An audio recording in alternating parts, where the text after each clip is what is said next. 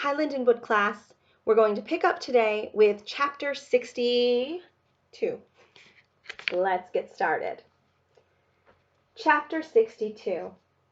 I made more bandages from Larkin's sleeves, this time tied them tight around Kate's wound, and dressed her in leggings and a tunic, laced up her boots. She took nothing else with her except the little doll, which she clutched as if it were part of her.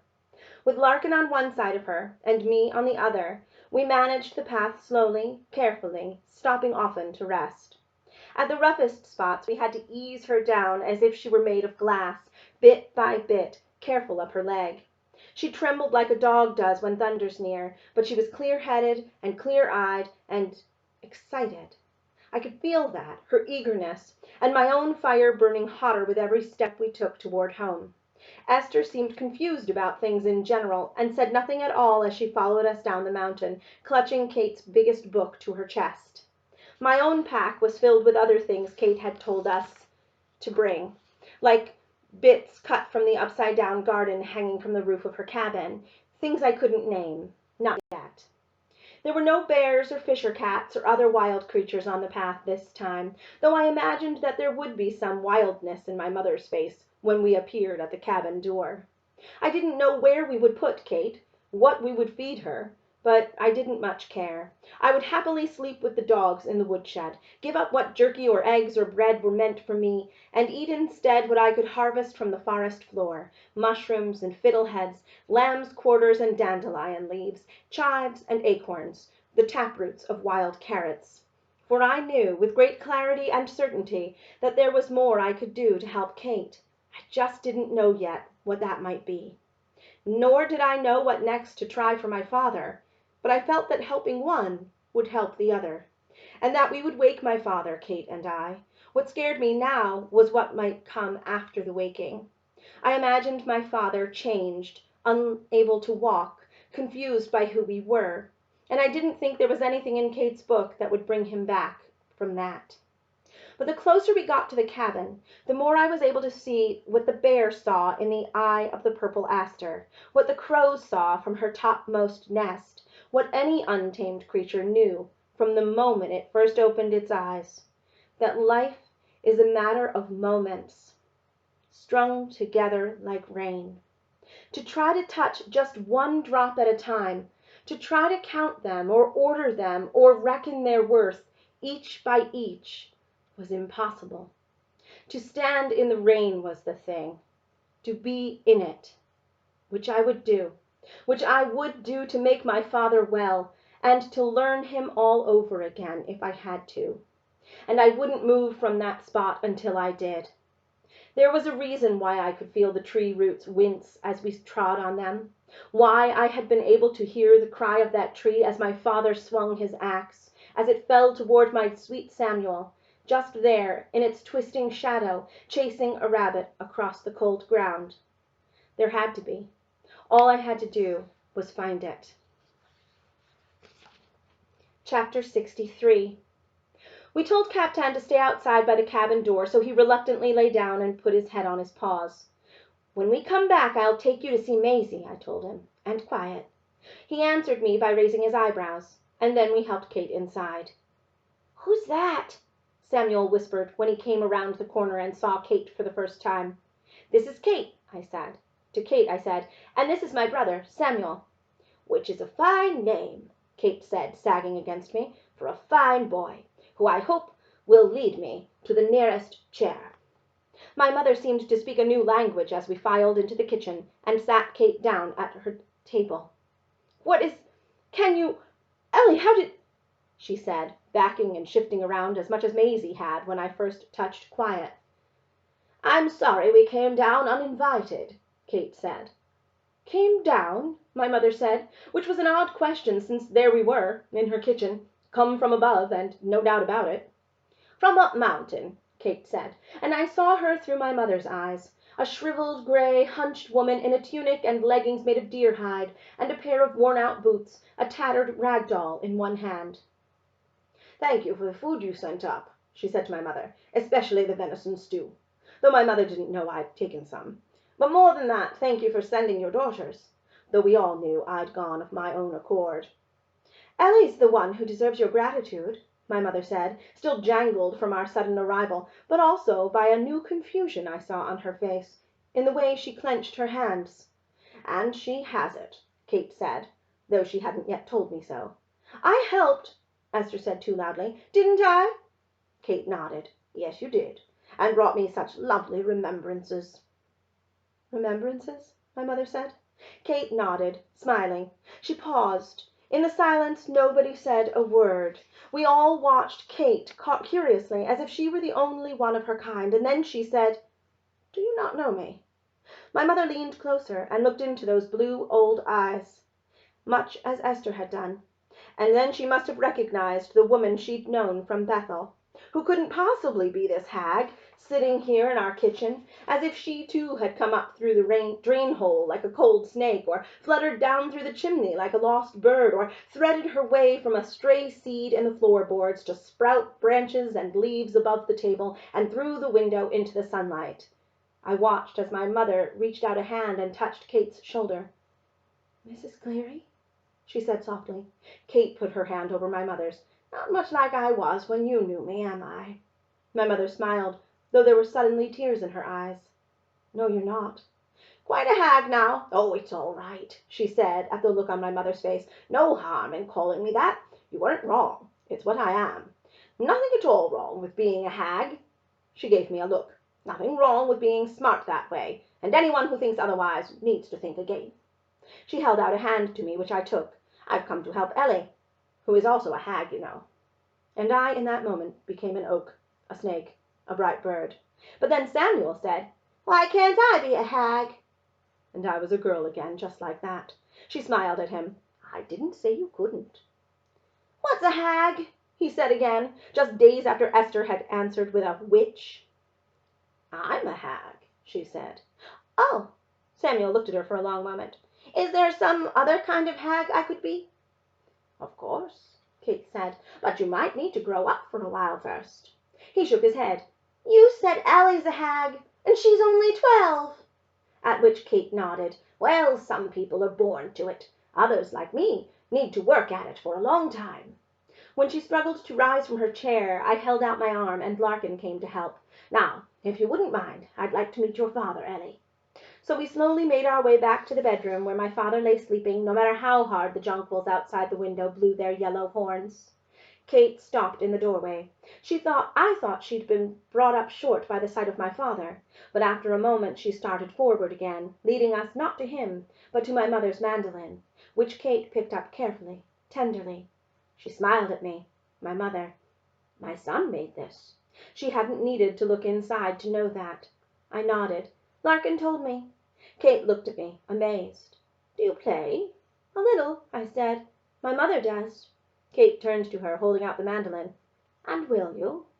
Oh, perhaps later, my mother said, taking the mandolin and setting it aside. It needs tuning and... Oh, it's all right. I understand, Kate said. I'd never heard her sound so sad. I pulled the rocking chair close to my father. Larkin settled her in it carefully. The rest of us took up stations around the bed. My father was as he'd been, pale, still, thin enough to break. You said he's been asleep since January, Kate said. He has, I said. Then where's his beard? We shave him every day, Esther said proudly. You shave him?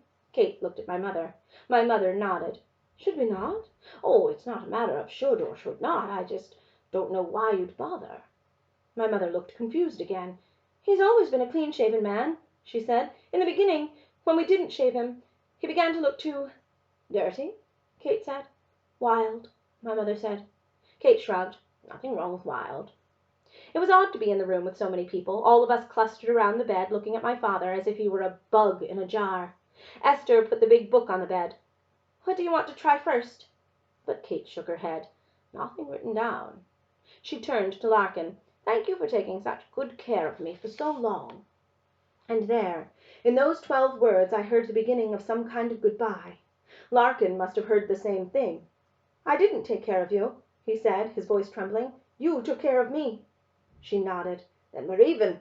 Her lips twisted. But now I wonder if you would go home and look after your mother for a while. I have some things to do here, and they are things best done alone. Larkin looked stricken. Without me? I think so. And the tears she'd been holding spilled down her cheeks all at once. But I can help. Not this time. But oh, my sweet boy, don't you ever forget how much you've already done. And so much more to come. She held her little doll out toward him. He took the doll, thrust it into his pocket, and left his hand there with it. The others must have heard the goodbye now, too, since they all, even Samuel, looked much as Larkin did, though we were not all kin. Though we were.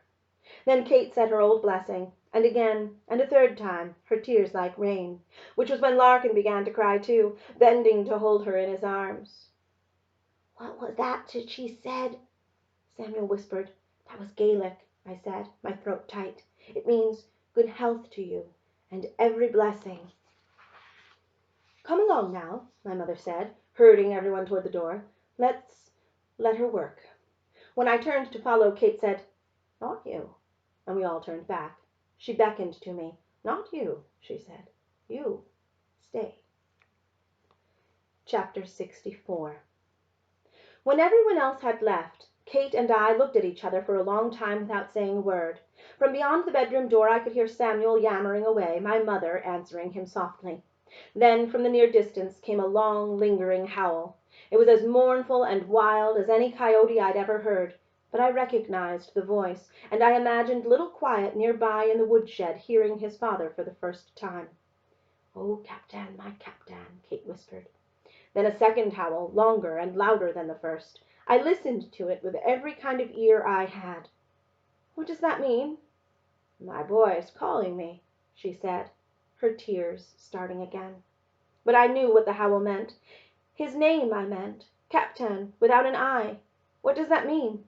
"Ah," she said, "I was wondering when you'd ask that. It means song. In the old language of my family, it means song." An apt name for the dog of a luthier with Gaelic blood in his veins. "But you know, Ellie, and I haven't thought of this in a long time, there's a book up in my cabin, something called Girls Who Became Famous, about, among others, a girl named Florence Nightingale. Do you know who she was?" "I don't." And I didn't see what that had to do with Captain's name either. "She was a nurse, maybe the most famous nurse, though there aren't that many famous nurses." She closed one eye. "Can't think of a second one, to tell you the truth, and I should know."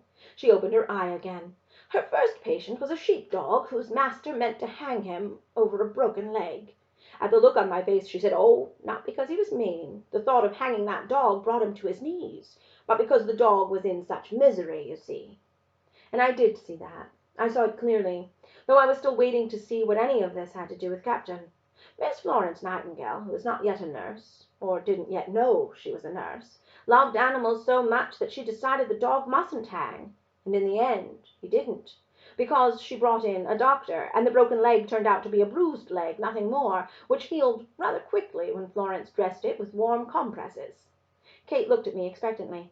"It's a nice story," I said. "Isn't it, though?" She waited. "What does it have to do with Captain and his name?" At which Kate smiled, though she was weary and worn and feverish and hurt. "His name was Cap, the sheep-dog. His name was Cap, too, though I learned it long after I'd named Captain." I smiled, too. "I like that."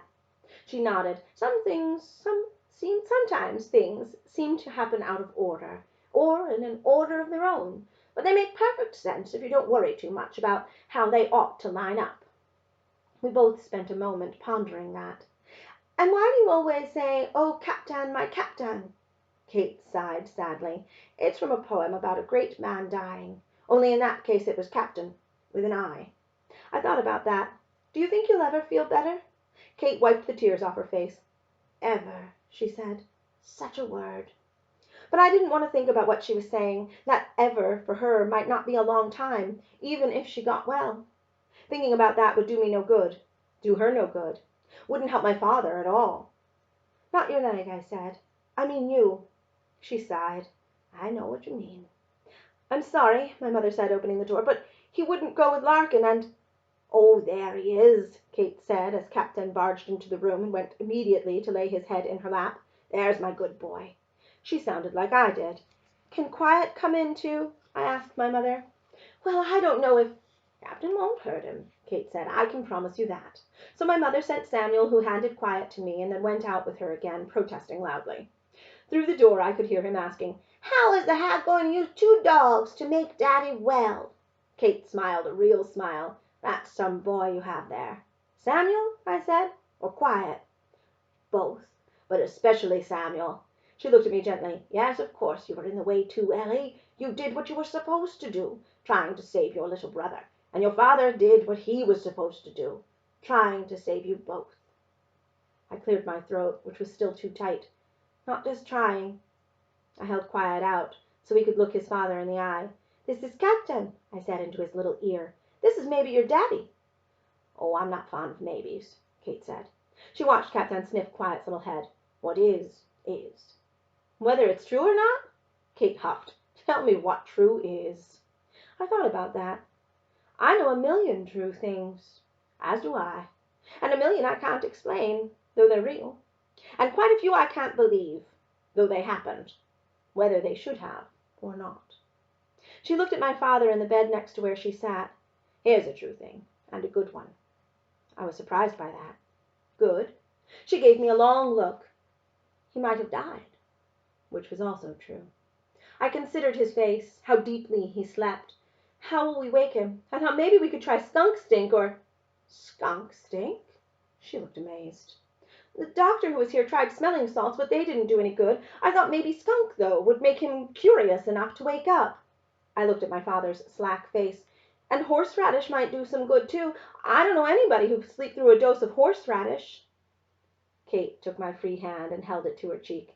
"It's a terrible thing," she said, and I thought she was talking about my father, "that I have only just met you." I smiled at her. "All this time you were up there, not far at all. But you're not so old, and that leg will heal, and we'll have plenty of time." But I heard the doubt in my voice. "Perhaps," she said, "if I am to get well, it will be for Larkin and you both." Which was when the flame decided to flare in my chest, as it had on the morning when Quiet was born, and the voice decided to speak to me again, so sure and strong that I didn't doubt it for a moment. And I listened to that voice, which was as clear as my mother's, as she opened the door and said, "Will you have some balsam tea, Mrs. Cleary?" And I said, "We will." And then to Kate I said, "You will," though I wasn't talking about tea. Kate looked at me curiously and began to smile. "You know what to do, don't you?" It wasn't really a question. I nodded. "I do," I said. And I did. And we'll pick up tomorrow with the next 3 chapters.